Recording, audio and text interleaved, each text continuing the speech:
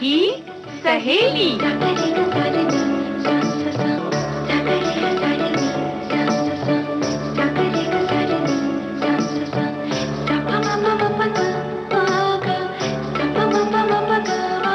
सखी सहेली।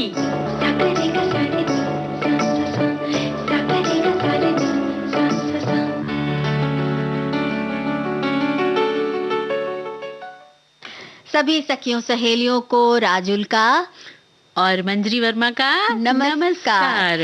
मंजरी बताओ क्या कहने वाली थी? हम ये कहने वाले थे कि सभी सखियों और हमारे जो श्रोता सुन रहे हैं उनको भी तो नमस्कार कर ले, है ना? बिल्कुल, उनको नमस्कार। और देखो ना, हमारे बहुत सारे श्रोताओं ने आज प्रसार भारती स्थापना दिवस की शुभकामनाएं भेजी हैं, तो बहुत बहुत शुभकामनाएं और बधाई हम सबको, श्रोताओं को भी, क्योंकि जुड़े हैं वो लगातार हमसे। यही तो है हमारा राज, हमारे आप तक पहुंचने का जो जज्बा है वो इसी से कायम रहता है। बिल्कुल बिल्कुल, उनका प्यार और हमारा प्यार आज के दिन परवान चढ़ रहा है। बिल्कुल बिल्कुल, है ना? क्योंकि आज हम लोग किन किन विषय पे बातें करेंगे, है ना राजुल जी? भाई, आज क्योंकि प्रसार भारती स्थापना दिवस है तो उस बारे में तो थोड़ी सी बात करेंगे ही करेंगे। और आज हम सखी विशेष में वीरांगना के बारे में बताते हैं। तो आज हमने वीरांगना एवी कुट्टीमालु अम्मा के बारे में हम बताने वाले हैं जी। और इसके अलावा देखो ना मंजरी, हंसी मजाक अच्छा लगता है ना, खूब बातचीत करना, खुलकर हंसना, जी खोलकर जो मन आए वो करना खुद को बहुत अच्छा लगता है। बिल्कुल, खुद को भी अच्छा लगता है और साथ में जिसके साथ किया जाता है वहाँ पे भी अच्छा लगता है, लेकिन हमेशा नहीं और लेकिन इसलिए भी क्योंकि शादी में मजाक करते समय ये ध्यान रखना पड़ता है कि किसी को बुरा ना लगे और हमें मर्यादा में ही रहकर, एक हद में रहकर ही मजाक करना चाहिए। हाँ, मतलब दिल के अरमान निकाले तो जरा थम के निकाले। एकदम से ना निकाले कि सामने वाला मुंह फुला के बैठ जाए।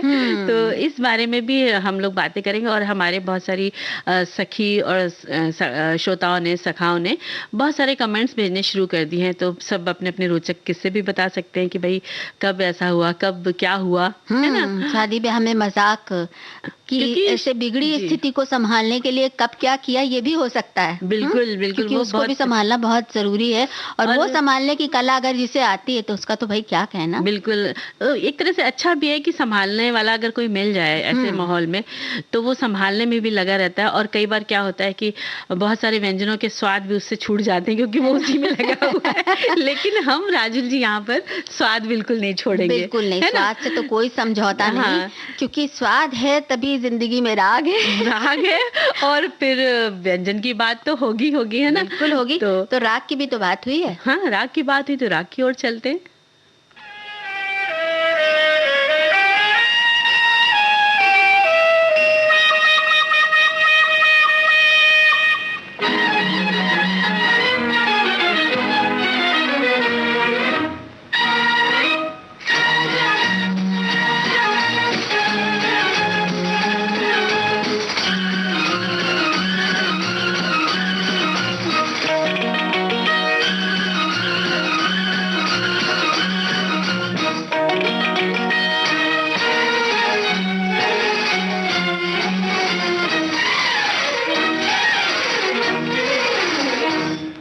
बेचैन दिल खोई सी नजर, तन्हाइयों में शाम शहर तुम याद आते हो। बेचैन दिल खोई सी नजर, तन्हाइयों में शाम शहर तुम याद आते हो।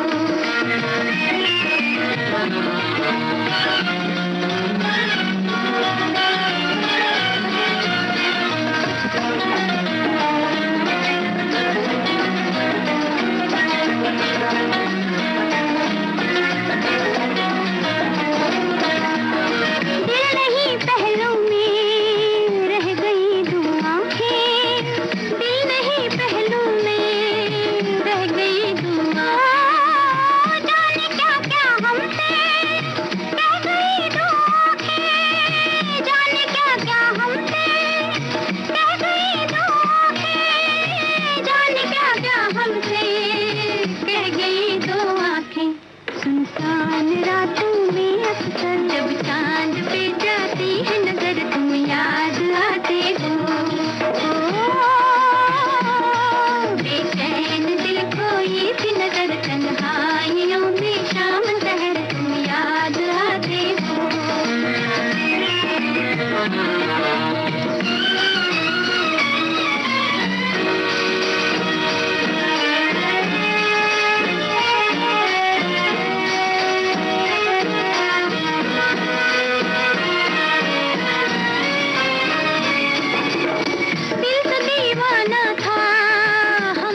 कर बैठे, दिल तो दीवाना था, हम भी क्या कर बैठे।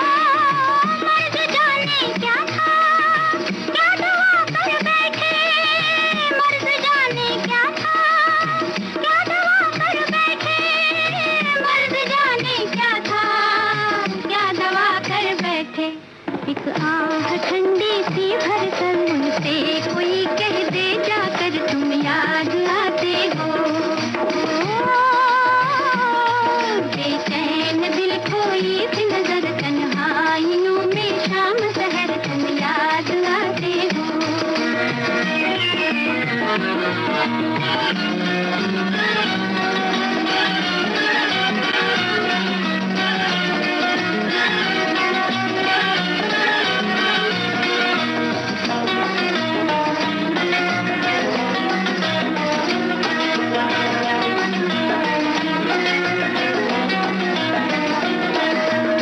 हम तो ये समझे थे खत्म है अफसाना, हम तो ये समझे थे खत्म है अफसाना।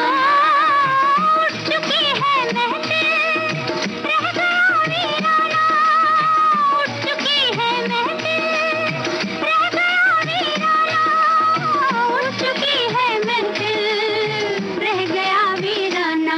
हमको नहीं लेकिन ये खबर खुद हम कहेंगे, रह रह कर तुम याद आते हो।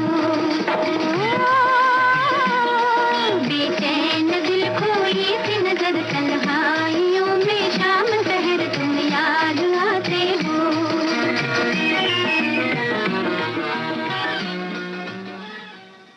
भाई बेचैन नजर और खोई सी नजर, बेचैन दिल और खोई सी नजर की कोई तो बात ही नहीं है, क्योंकि गानों के साथ विविध भारती हमेशा साथ में रहती है। और जैसा कि हमारे एक साथी ने लिखा भी है कि प्रसार भारती की बदौलत आज हम कहीं भी बैठे प्रसार भारती के ऐप से विविध भारती प्रोग्राम का आनंद उठा सकते हैं।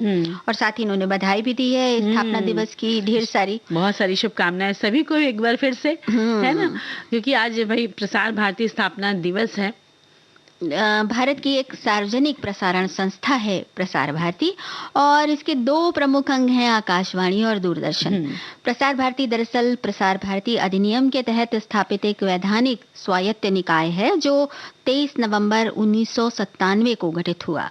इसके लिए प्रसारण संबंधी मुद्दों पर सरकारी प्रसारण संस्थाओं को स्वायत्तता देने के मुद्दे पर संसद में एक अधिनियम पारित किया गया था और उसी के तहत ये शुरू हुआ। बिल्कुल। इसको ब्रॉडकास्टिंग कॉरपोरेशन ऑफ इंडिया के नाम से भी जाना जाता है प्रसार भारती को। तो अब अगर हम इसकी उपलब्धियों पे नजर डालें तो बताओ मंजरी, क्या क्या है? बहुत सारी उपलब्धियां हैं और भारती को ब्रॉडकास्टिंग कॉरपोरेशन ऑफ इंडिया के नाम से भी जाना जाता है प्रसार भारती को। और प्रसारण की दिशा में प्रसार भारती की उपलब्धियों पर नजर डालें तो न्यूज ऑन AIR ऐप पर ऑल इंडिया रेडियो की 240 से अधिक स्ट्रीम उपलब्ध हैं, जिनकी पहुंच 190 से अधिक देशों में है। विविध भारती और आकाशवाणी समाचार 24/7 जैसी अखिल भारतीय रेडियो धाराएं यूरोप से लेकर अफ्रीका और पश्चिम एशिया से लेकर उत्तरी अमेरिका तक दुनिया के विभिन्न हिस्सों में काफी लोकप्रिय हैं। और बहुत सारे देश शामिल हैं। कौन कौन से देश हैं? भाई देखिए, यूके है, फ्रांस है, आयरलैंड है, और कौन से? केन्या, अमेरिका, कनाडा, संयुक्त अरब अमीरात, सऊदी अरब और बहुत सारे देश इसमें शामिल हैं। तो ये तो रेडियो की बात हो गई। अब अगर प्रसार भारती के अंतर्गत हम डीडी फ्री डिश DTH की बात करें तो लगभग 4.5 करोड़ से ज्यादा परिवारों को सेवा देने वाला सबसे बड़ा free to air public DTH platform बनकर उभरा है।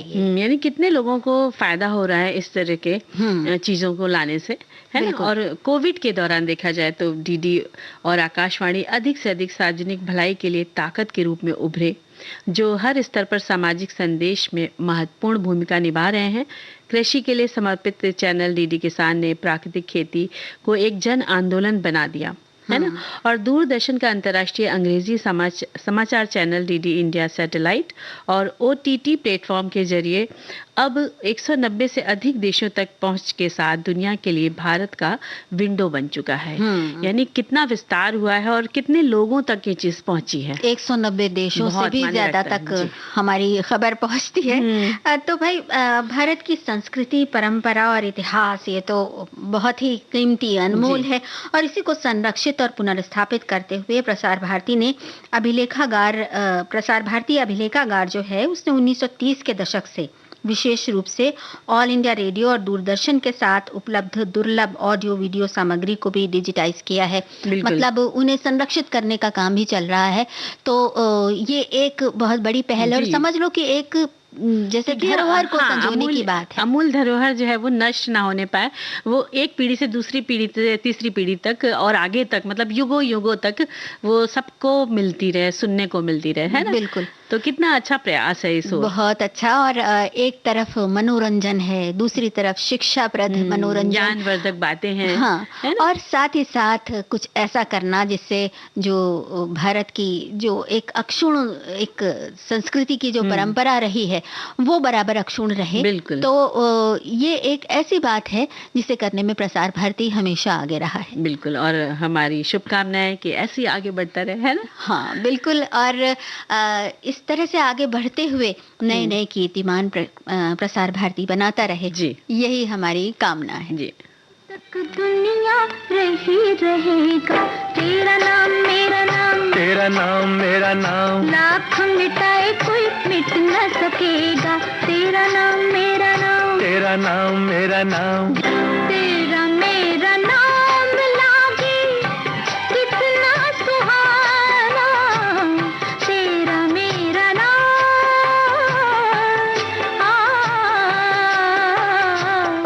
तेरा मेरा नाम लागे कितना सुहाना, डरता हूँ हमसे कहीं जले ना ज़माना, एक दिन ये तो खुद ही जपेगा, तेरा नाम मेरा नाम, तेरा नाम मेरा नाम।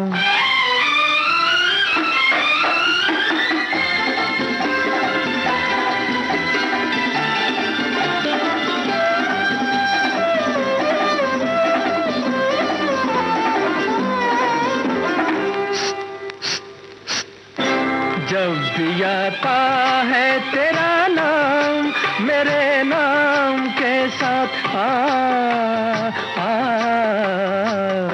जब भी आता है तेरा नाम मेरे नाम के साथ, जान क्यों एक नया अफसाना सा बन जाता है, मिल के जुदा हो न सकेगा, तेरा नाम मेरा नाम, तेरा नाम मेरा नाम।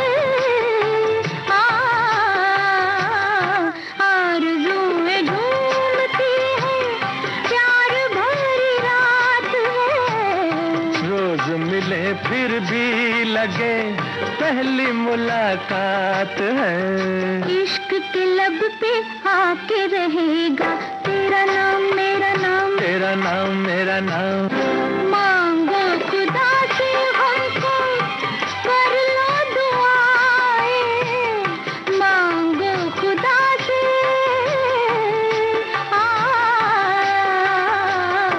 मांगो खुदा से हमको कर लो दुआएं, तुम हो करीब फिर क्यों उसको बुलाए, अब तो खुदा को याद रहेगा, तेरा नाम मेरा नाम, तेरा नाम मेरा नाम, जब तक दुनिया रही रहेगा, तेरा नाम मेरा नाम, तेरा नाम मेरा नाम, तेरा नाम मेरा नाम, तेरा नाम।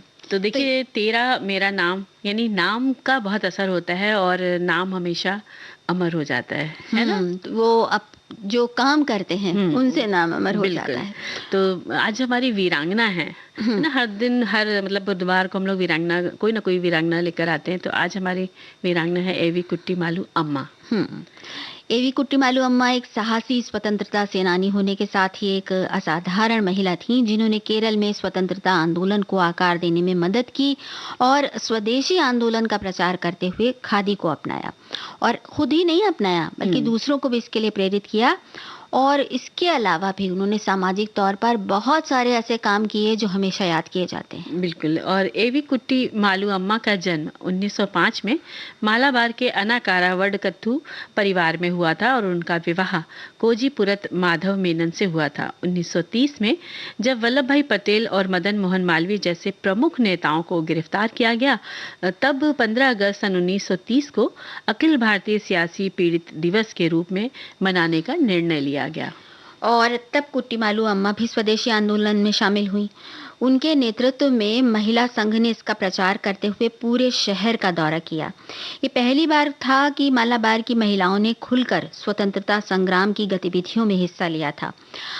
कुट्टीमालु अम्मा का ये इस ऐसा प्रभाव पड़ा कि वो जल्द ही एक बहुत लोकप्रिय हस्ती बन गई। और फिर आया वर्ष 1931, जिसमें कोझिकोड में जो विदेशी कपड़े थे, क्योंकि स्वदेशी आंदोलन में इसका भी प्रचार होता था कि हम विदेशी कपड़ों का बहिष्कार करें, विदेशी चीज़ों का बहिष्कार करें। तो विदेशी कपड़ों की जो दुकान थी कोझिकोड में, उस पर धरना दिया महिलाओं ने। और वो सभी मध्यम वर्गीय परिवार की महिलाएं थी और उनका नेतृत्व कर रही थी अम्मा जी। तो वो खुद सक्रिय स्वदेशी कार्यकर्ता थी और दूसरी महिलाओं को भी केवल खादी ही पहनने और विदेशी कपड़े का विरोध करने के लिए प्रोत्साहित करती थी।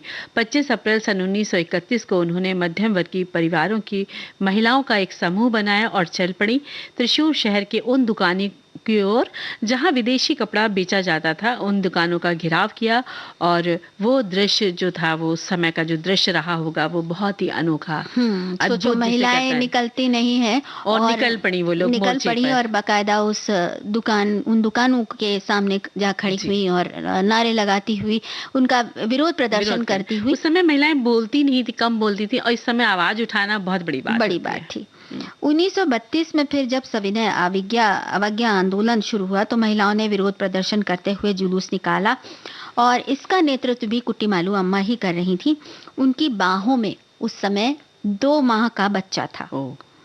वो उसे लेकर जुलूस में चल पड़ी थी।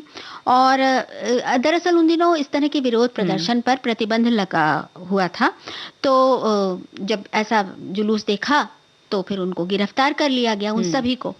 कुट्टीमालु अम्मा जब जेल में पहुंची तो उन्हें अपने बच्चे को साथ लेकर जाने से रोका गया। कहा बच्चे को नहीं ले जा सकती आप। तो अब ये कैसे हो सकता है, 2 माह का बच्चा तो कैसे रह सकता है, छूट ही नहीं सकता। फिर अम्मा ने इस बारे में जो नियम और कानून थे वो बताए और इस तरह वो अपने बच्चे को साथ ले जाने में सफल रही।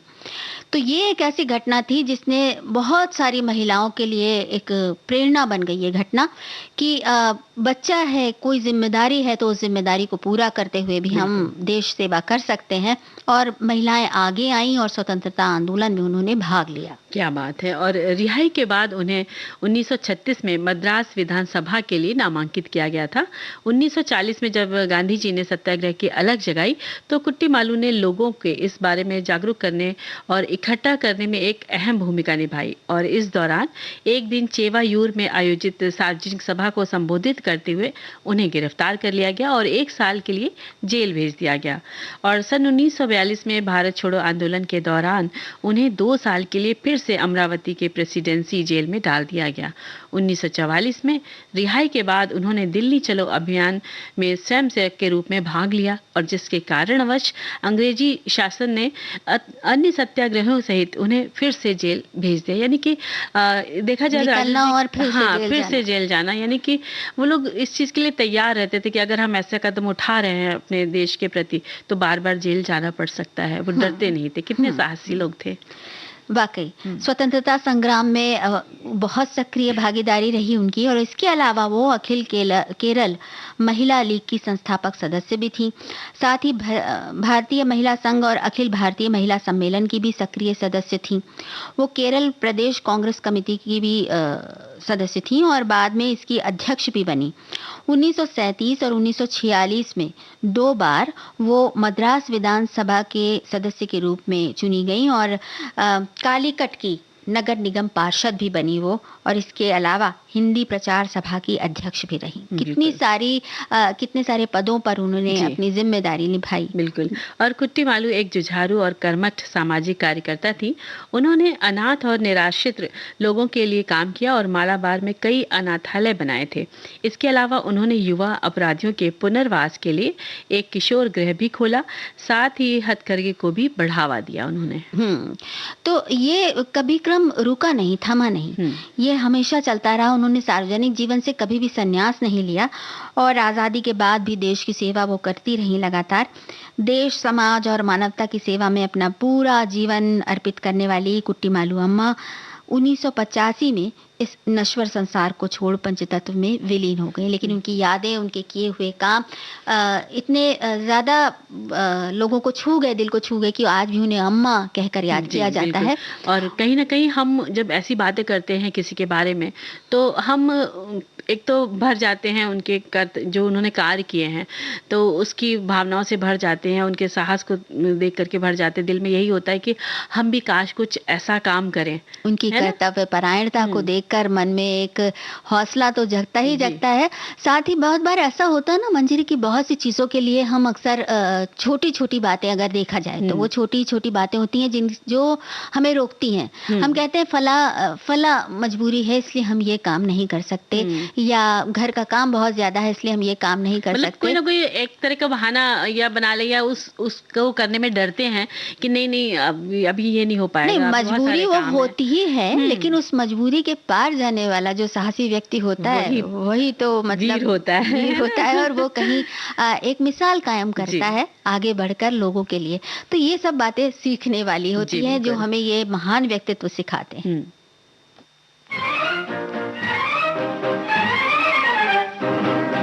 सीख लो गम के मारो मुस्कुराना सीख लो, गुनगुनाना सीख लो, चहचहाना सीख लो। सीख लो गम के मारो मुस्कुराना सीख लो, गुनगुनाना सीख लो, चहचहाना सीख लो। सीख लो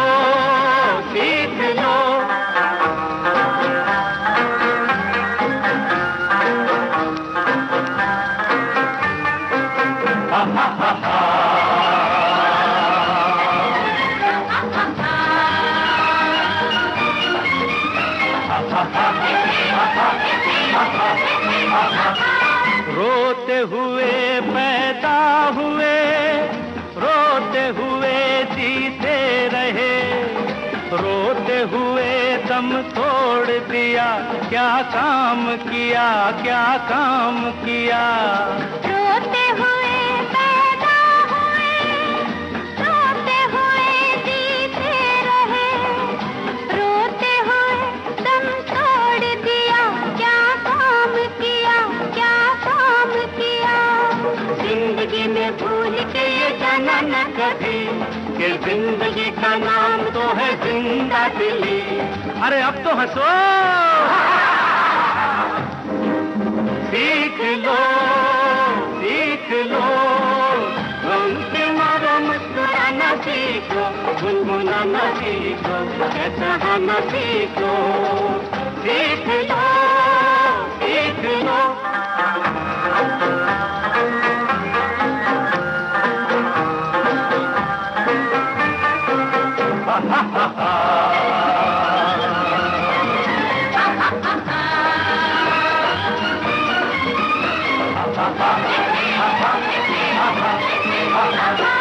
खिली खिली हर सूरत हो, हर चेहरा एक मूरत हो, खोलो मुंह खजानों का, ले ले जिसे जरूरत हो।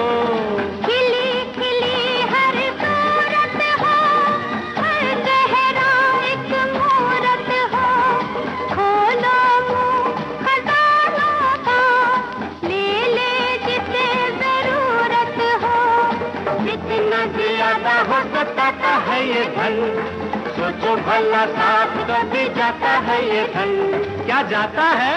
नहीं। तो फिर सीख लो, बन के मारो मुस्कुराना सीख लो, गुनगुनाना सीख लो, चहचहाना सीख लो, सीख लो, बन के मारो मुस्कुराना सीख लो, गुनगुनाना सीख लो, चहचहाना सीख लो। तो बस ऐसा ही हंसते मुस्कुराते जिंदगी का जो सफर है वो बहुत खुशनुमा हो जाता है जब हम गमों से ऊपर जाकर। भाई गम भी कैसे कैसे, मतलब कैसे कैसे गम की सर्दी ज्यादा हो रही है तो सर्दी कम हो रही और है, धूप ज्यादा है, गर्मी ज्यादा है, ऐसे भी गम ये होते भी हैं गम हो जाता है ना। बारिश ज्यादा है, निकले कैसे, हाँ। फिसल जाएंगे, गिर जाएंगे, इस तरह का डर। बारिश की वजह से ये नहीं हो पाया, वो नहीं हो पाया, ऐसी बहुत सारी बातें हो जाती हैं। मतलब कुछ ना कुछ, हर मौसम के अपने अपने मजे हैं, लेकिन हर मौसम के अपने अपने बहाने भी हैं। तो भैया तुम सजा की, मौसम की सजा की बात ना करो, मौसम के मजे की मौसम की मजे की बात करें, क्योंकि हर मौसम में देखिए हर चीज अलग अलग पैदा होती है खेतों में, है ना, सब्जियां, फल वल, सब चीज, तो सबका आनंद लिया जाता है। अब जैसे इस समय सर्दी का मौसम है तो इस समय पालक, हरी सब्जियां, जो मेथी है, साग की बहार है, साग की बहार, जिधर देखो उधर हरियाली छाई हुई है ना। तो देखिए एक हमारी श्रोता सखी, उन्होंने लिखा है पालक के सूप के बारे में भेजा है जानकारी की। पालक का सूप एंटीऑक्सीडेंट से समृद्ध और पोषक तत्व से भरपूर हरे पालक का सूप शरीर को अंदर से गर्म रखने का शानदार तरीका है। ये नेचुरल और एंटी इन्फ्लेमेटरी और हड्डियों के स्वास्थ्य के लिए अच्छा है। आयरन का भी अच्छा स्रोत है। अच्छा राजुल जी, जब पालक खाते हैं तो कभी आपने गौर किया है कि अगर आप कच्ची पालक भी चबा रहे हैं या आप पालक उबाल करके आप उसको मैश करके ऐसे ही खा रहे हैं, नींबू डाल के, नमक डाल के, तो आपने कभी दांतों पर गौर किया है? दांत एकदम सफेद हो जाते हैं, चमकने लगते हैं। कभी देखिएगा। बिल्कुल है ना। और ये ऐसा इस वजह से होता है क्योंकि उसमें बहुत प्रचुर मात्रा में आयरन और दूसरे तत्व पाए जाते हैं। वैसे अगर ये बात कहें ना, जैसे हमने कहा कि साग की बहार का मौसम है ये, तो भाई मेथी है और जो दूसरे साग हैं, बथुआ आने वाला है, और इसके अलावा बहुत सारे साग, चौलाई का चौलाई भी दिख रहा है, और क्या कहते हैं कि लाल साग भी होता है, हाँ। वो भी दिख रहा है, और प्याज के साग और लहसुन का भी दिख रहा है, अपना मजा है। तो सागों की बहार है। बस ये है कि साग का इस्तेमाल करिए तो जरा धो वो अच्छे से लीजिए, क्योंकि साग में कई बार कीड़े भी होते हैं। अब कीड़ों वीड़ों की बात हम बाद में लौट कर करते हैं, पहले हम एक छोटा सा ब्रेक ले लेते हैं।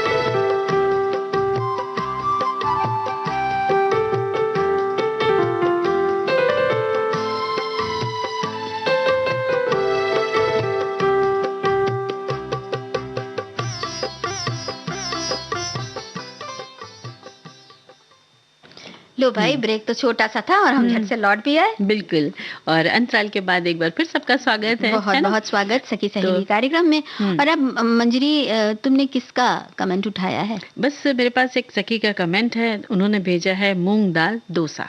अरे वाह। तो भाई इसको भी देख लिया जाए कि क्या है, कैसे बनता है। तो भीगी हुई दाल में हींग और थोड़ा पानी मिलाकर मिक्सी में बारीक पीस लीजिए, यानी मूंग ले लीजिए, मूंग की दाल। पिसी हुई दाल को एक बड़े कटोरे में डालिए और अदरक, हरी मिर्च, हरा धनिया और नमक मिलाकर अच्छी तरह फेंट लीजिए। पनीर को कद्दूकस कर लीजिए, यानी भाई पनीर को भी अब मैश वैश कर लेना है आपको।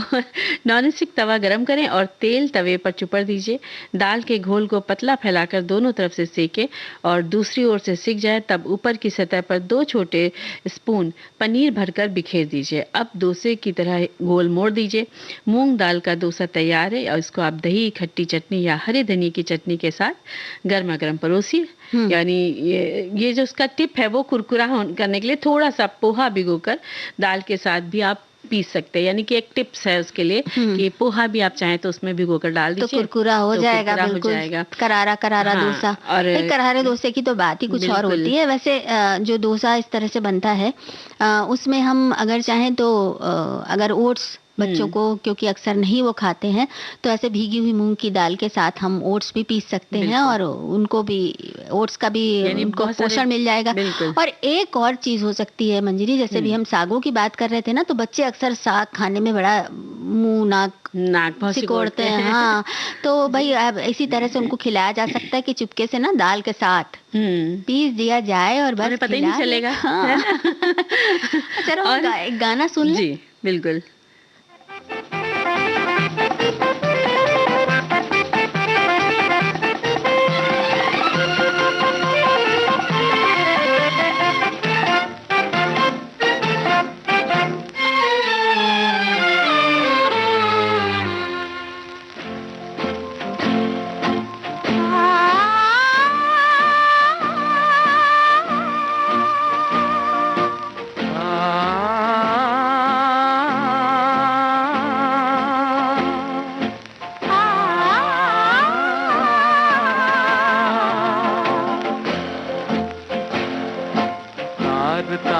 बज रहा दिल के सुर बहार का, गुनगुना ले आ पिया गीत आज प्यार का, आ पिया सजनिया, आ पिया सजनिया।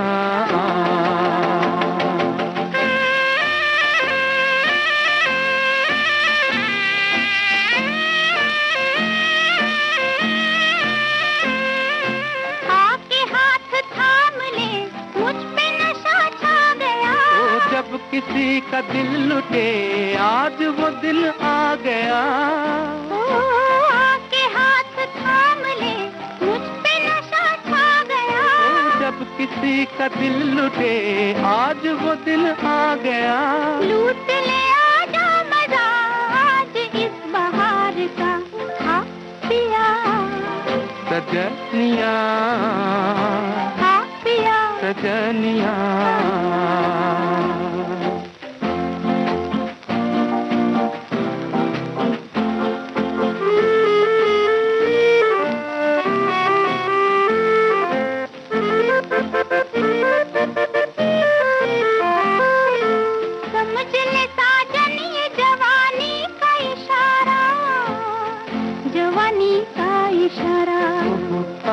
ये वो उम्र है जो नहीं आए दोबारा, नहीं आए दोबारा।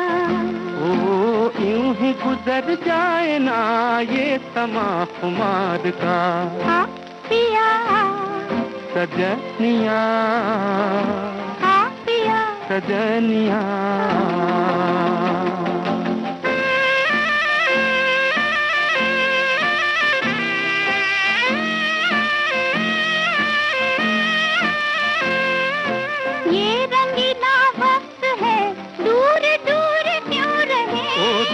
मिला दिल है जब फिर जुदाई क्यों सहें, ये रंगीला वक्त है दूर दूर क्यों रहे। ओ दिल से मिला दिल है जब फिर जुदाई क्यों सहें। आज के मौसम में क्या काम इंतजार का, हाँ पिया सजनिया, हाँ पिया सजनिया। मंजरी, हमारी एक साथी ने लिख के भेजा है कि आज प्रसार भारती की वजह से ही मैं 10 दिन के लिए जब देश से बाहर गई हुई थी, तो ये वियतनाम गई हुई थी, तो वहाँ की भाषा से अनजान बातचीत बड़ी मुश्किल होती थी। अच्छा। वहाँ पर सिर्फ इंग्लिश और उस भाषा के बीच अपनी हिंदी भाषा केवल अपने रेडियो पर ही सुनने को मिली। सही बताएं, ऐसा लगता था कि हाँ कोई है अपना हमारे साथ हर पल। क्या बात है। इस अपनेपन के लिए बहुत बहुत धन्यवाद। बहुत बहुत धन्यवाद। और सच में अपनेपन का ये तार जो है वो बिल्कुल जोड़े रखता है हमेशा। कहीं कोई कितनी भी दूर हो, लेकिन अगर अपनी भाषा सुनाई दे जाती है तो बस दिल खुश हो जाता है। और जब ऐसे में दिल खुश हो तो बस लगता है कुछ मीठा हो जाए, है ना राजुल जी? यार पूछ और जाड़े का मौसम है तो चलो तरह तरह के लड्डुओं पर ही धावा बोला जाए। अरे बिल्कुल बिल्कुल बनाइए। तो अलसी के लड्डू बनाते हैं, जिन्हें तीसी के लड्डू भी कहते हैं, और ये जाड़े में बड़े अच्छे होते हैं, बड़े फायदा करते हैं, और तमाम तरह के रोगों से बचाने के साथ साथ ही ये सर्दी से भी रक्षा करते हैं। तो इसके लिए सामग्री नोट कर लें। 2 कप अलसी के बीज, 2 कप आटा, 3 बड़े चम्मच खाने वाला गोंद, आधा कटोरी बादाम, आधा कटोरी पिस्ता, 2 चम्मच चिरौंजी, 2 चम्मच खरबूजे के बीज और 3 बड़े चम्मच नारियल पाउडर, 4 अखरोट, 7-8 इलायची और 2 कप गुड़ पिघला हुआ, और साथ में देसी घी। अब सबसे पहले क्या करें कि एक कढ़ाई में 4 चम्मच घी गर्म करें और गोंद को तल लें और उसे तोड़ दें, मतलब क्योंकि वो चिपक जाता है ना, वो तो अच्छी तरह से थोड़ा थोड़ा डाल के तलेंगे तो अच्छा रहेगा, नहीं तो वो सब चिपक के फिर बीच में थोड़ा कच्चा रह जाता है। गुड़ अगर टूटा हुआ रहता है तो बहुत अच्छे से घुलता भी है। नहीं, गोंद जो है ना, अच्छा गोंद को, तो अगर हम एक साथ डाल देते हैं कढ़ाई में घी में, तो वो चिपक जाता है। तो फिर उसके बाद बचे हुए घी में 4 चम्मच घी मिलाकर आटे को धीमी आंच पर सुनहरा होने तक भूनें और निकाल लें फिर उसको। अब उसी कढ़ाई में अलसी को 5 मिनट सूखा भून लें और दरदरा पीस लें। अब फिर कढ़ाई में घी डालें और खरबूजे के बीज, चिरौंजी, अखरोट इन्हें तलकर निकाल लें। बादाम और पिस्ता को भी दरदरा पीस कर या बारीक काट कर घी में भून लें, या पहले भून लें और तब पीसें, पहले भून लें और तब उन्हें पीस लें। अब जो दरदरी अलसी रखी हुई है ना, उसको 1 चम्मच घी में 1 मिनट भून कर निकाल लें। अब फिर पैन में आधा कप पानी डालें और गुड़ पिघलने तक उसको पकाएं, और फिर एक बड़े बर्तन में गोंद, ये भुना हुआ आटा, मेवा, अलसी, इलायची, नारियल पाउडर ये सब डालकर एक साथ अच्छी तरह से मिला लें, और फिर धीरे धीरे उसमें पिघला हुआ गुड़ मिलाएं। एक साथ नहीं मिलाएं, एक साथ ना मिलाएं, और फिर उस मिश्रण से लड्डू बना लिया। अच्छा, गुड़ जब मिला रहे हैं तो ये ध्यान रखना है कि गुड़ ना बहुत गर्म हो कि मतलब लड्डू बनाने में दिक्कत हो, क्योंकि वो आपका हाथ भी जल जाए, ये भी ध्यान रखना है। और ना ही वो ठंडा होने लगे, क्योंकि फिर उसे लड्डू बंधने में मुश्किल होगी। तो मध्यम आंच का गरम मतलब रहना चाहिए, थोड़ा सा कम गरम, कम ना ज्यादा गरम हो ना ज्यादा ठंडा हो, और ऐसा गुड़ लेकर फिर आप उससे लड्डू बनाएं और फिर खाएं और जाड़े का आनंद लें। बिल्कुल, अलसी के लड्डू तो बहुत अच्छे आपने बताए। तो क्यों ना हम बता दें सौंठ के लड्डू, बिल्कुल, है ना? तो इसकी सामग्री है कि सौंठ पाउडर आपको 25 ग्राम और गुड़ 250 ग्राम लेना है, सूखा नारियल 1 कप लेना है, और कद्दूकस किया हुआ गेहूं का आटा 3/4 कप करीब लेना है, और देशी घी जो है 125 ग्राम, बादाम 35 ग्राम, गोंद 50 ग्राम, पिस्ते कतरे हुए 12। और सौंठ के लड्डू बनाने के लिए सबसे पहले गोंद को छोटे टुकड़े उसके तोड़ लीजिए और पिस्ते को पतला पतला काट लीजिए, और बादाम को मिक्सी में पीस कर आप इसका पेस्ट बना लीजिए। अब आपको एक कढ़ाई में देसी घी लेना है, उसको गर्म कर लीजिए और गोंद के टुकड़े इसमें डालकर भून लीजिए। जब गोंद फूलकर बड़ा हो जाए तो इसे एक प्लेट में अलग निकाल कर रख लीजिए। और गोंद भूनते समय ये भी ध्यान रखना है ना राजुल जी की आंच थोड़ी धीमी रहनी चाहिए, बहुत तेज होगी तो वो जलने लग जाता है। और बाकी बचे हुए घी में आटा डालकर लगातार चमचे से चलाते हुए भून लीजिए, और जब आटा हल्का गोल्डन ब्राउन हो जाए तब इसे एक सूखी प्लेट में निकाल लीजिए। अब कढ़ाई में घी डालकर गर्म करें और उसमें सौंठ पाउडर डालकर 1 से 1.5 मिनट तक भूनें। अब इसे आटे वाली प्लेट में निकाल लीजिए। जब गोंद ठंडा हो जाए तो उसे प्लेट में ही हाथ से दबाकर उसका चूरा बना लीजिए। अब कढ़ाई को धीमी आंच पर चढ़ाएं और इसमें टूटा हुआ गुड़ डालें। जब गुड़ अच्छे से पिघल जाए तो आंच बंद कर दीजिए, और इस गुड़ में आटा, सौंठ, गोंद, बादाम पाउडर, नारियल और पिस्ते डालकर चमचे से अच्छी तरह से मिला लें। कढ़ाई को गैस से उतार कर नीचे रख लीजिए, और जब ये मिश्रण हल्का ठंडा हो तब हथेली में थोड़ा सा पानी लगाकर लड्डू बांध लीजिए। लेकिन पानी की जगह आप थोड़ा सा घी भी लगा सकते हैं, तो जो आपको ठीक लगे जिससे आपका लड्डू बंध जाए तो वो चीज आप इस्तेमाल करें। यानी कि बस लड्डू का स्वाद तो लेंगे ही लेंगे, लेकिन एक गीत का स्वाद लेंगे ना। बिल्कुल।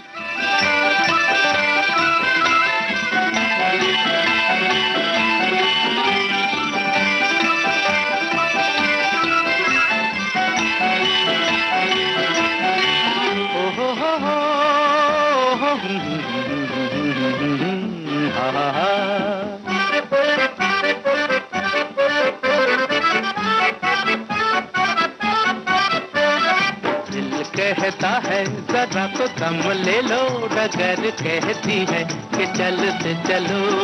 दिल कहता है जरा तो दम ले लो, डगर कहती है कि चलते चलो। मंजिल है मंजिल तेरे दीवाने, तेरे दीवाने रुकना न जाने। मंजिल है मंजिल तेरे दीवाने, तेरे दीवाने रुकना न जाने। दिल कहता है जरा तो दम ले लो, डगर कहती है कि चलते चलो।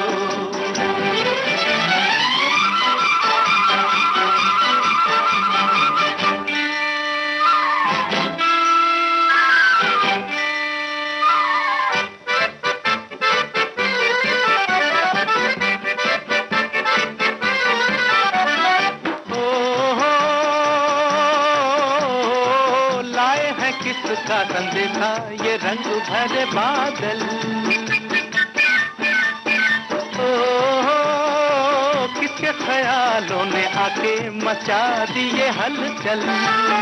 जिंदगी है ये ख्वाब नहीं है प्यारे, आग भी है बस राग नहीं है प्यारे। जिंदगी है ये ख्वाब नहीं है प्यारे, आग भी है बस राग नहीं है प्यारे। कहीं कड़ी धूप है कहीं छाया, कहीं कड़ी धूप है कहीं छाया।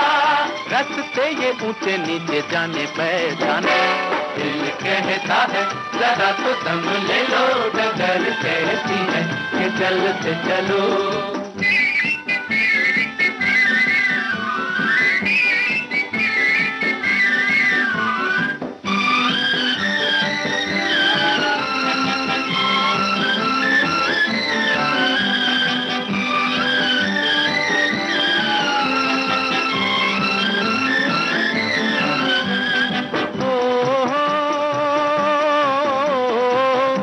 में गाते वो पंछी चले घर अपने।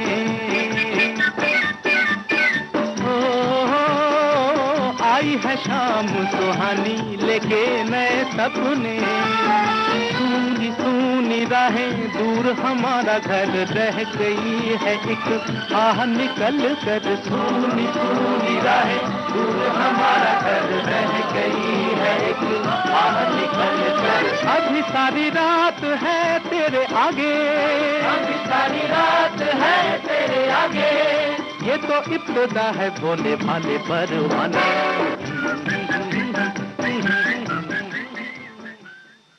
भाई जब दिल कहे कि चलो खूब धूमधाम की जाए तो की जाए फिर उससे पीछे क्या हटना। हाँ, संभल के तो है, संभल कर। लेकिन मजा भी देखिए आता है, हंसी मजाक जब होती तो उसे मजा आता है, लेकिन भाई संभलना तो पड़ेगा। नहीं संभलोगे तो मजाक अभद्र ना होने पाए, उसमें शालीनता बरकरार रहे। जैसे कि हमारे एक साथी ने लिखा है कि शादी विवाह ही नहीं, कोई भी समारोह हो या सामान्य बातचीत के दौरान मजाक उतना ही होना चाहिए जितना उस समय उस स्थान और उस व्यक्ति पर करना उचित हो। अन्यथा उस समय किया गया मजाक जीवन भर के लिए रिश्तों में दरार पैदा कर देता है। बिल्कुल सही बात कही है इन्होंने।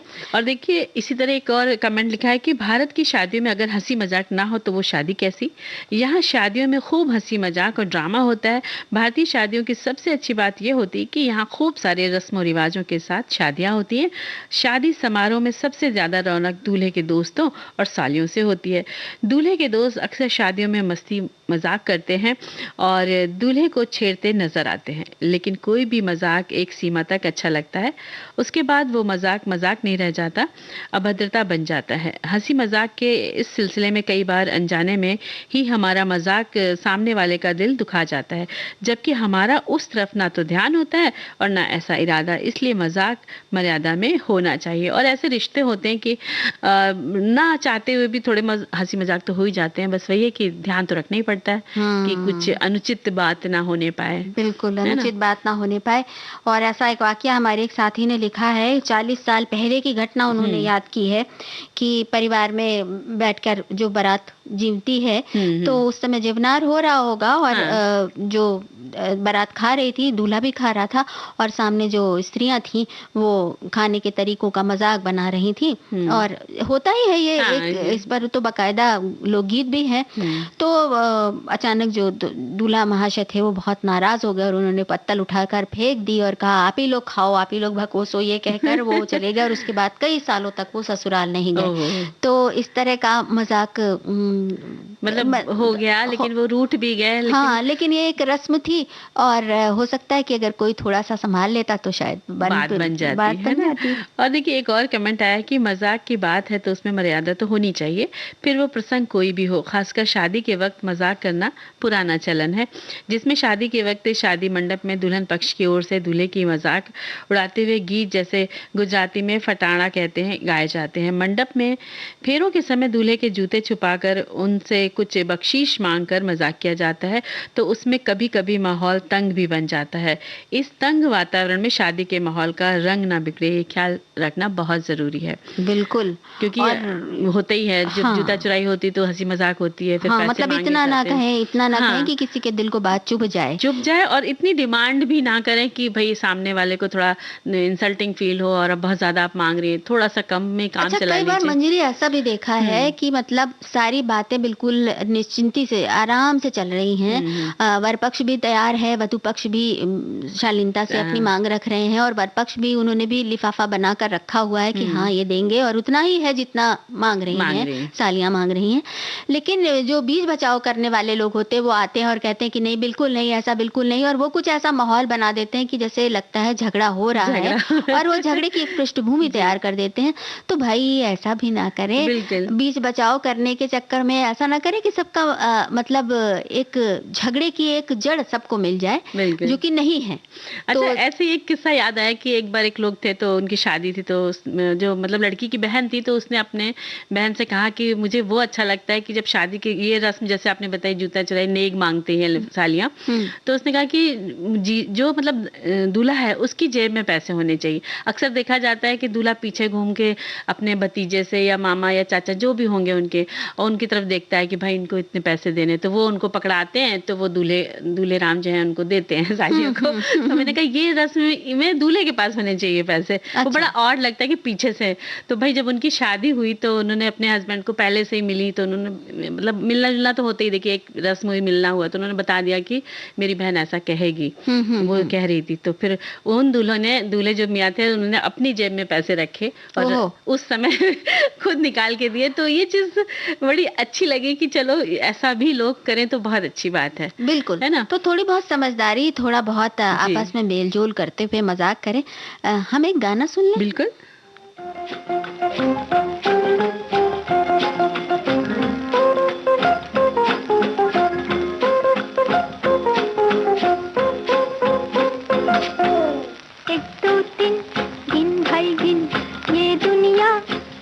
कठिन इस दुनिया में होते हैं, हंसने के भी दिन, रोने के भी दिन।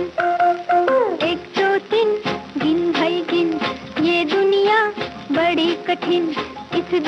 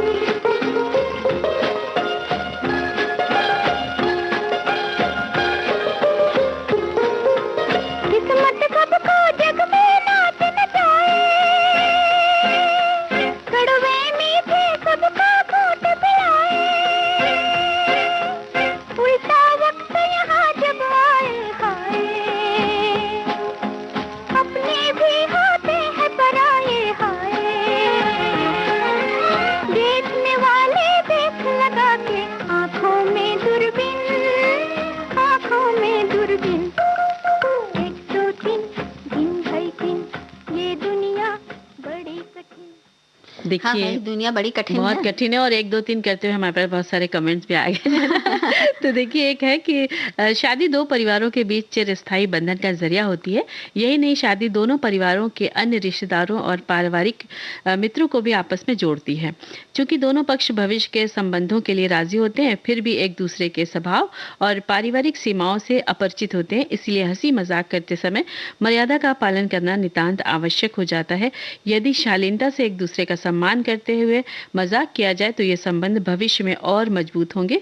किसी अमर्यादित हरकत के कारण शादी को तोड़ा तो नहीं जा सकता, किंतु ये हरकत जीवन भर फांस बनकर चुभती रहती है। बिल्कुल सही बात है। एक हमारे श्रोता ने देखो ऐसी ही एक घटना साझा की है कि बात 1985 की है। मेरी बुआ जी के बेटे जो मेरे बड़े भाई हैं, उनकी शादी के बाद पहली बार उनके ससुराल गए थे।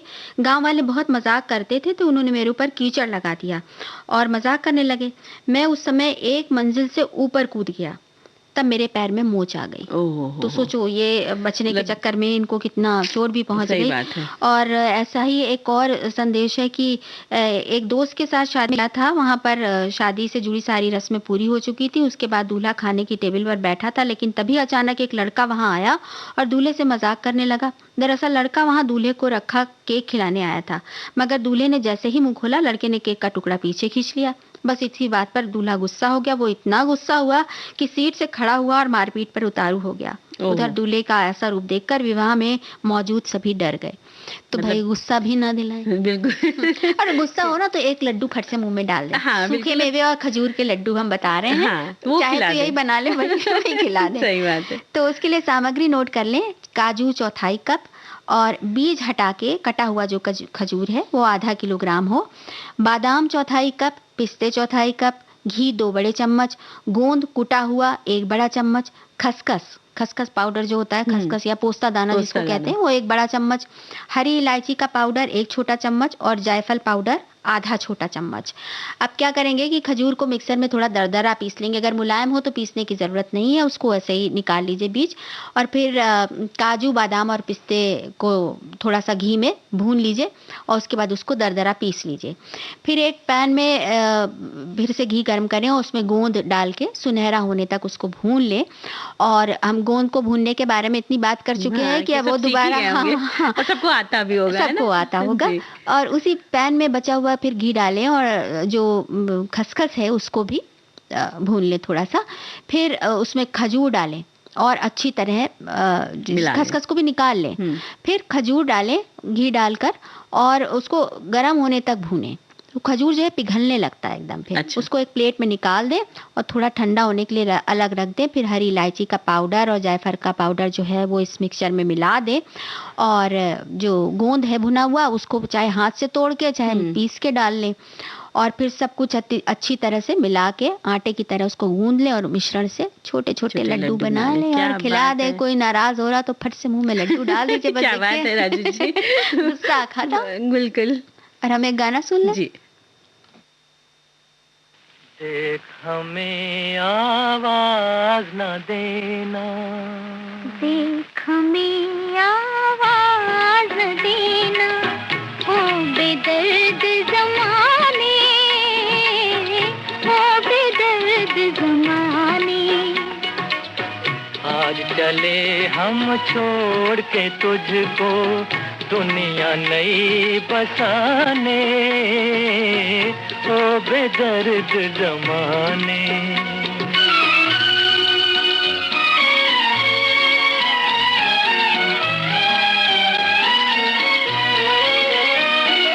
चमका शाम का पहला तारा, चमका शाम का पहला तारा,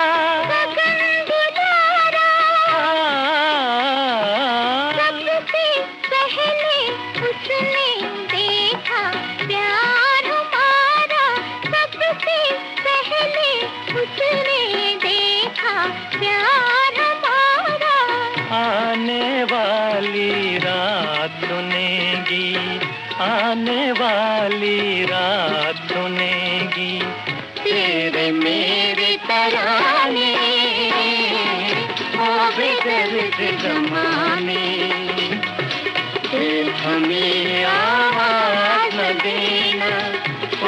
बेदर्द ज़माने, हो बेदर्द ज़माने।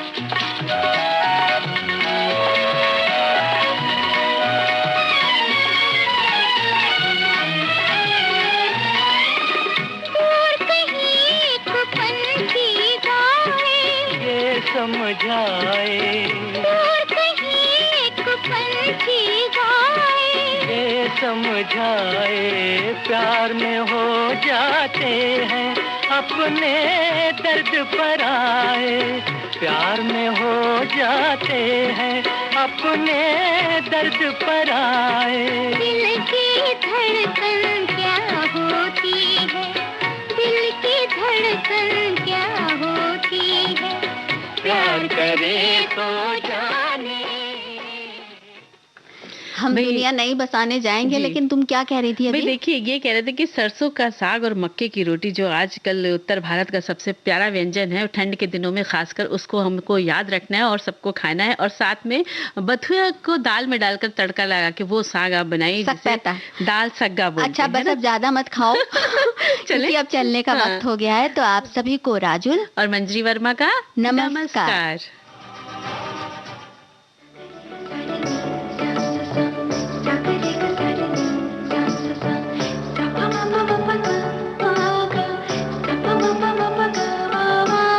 सखी सहेली।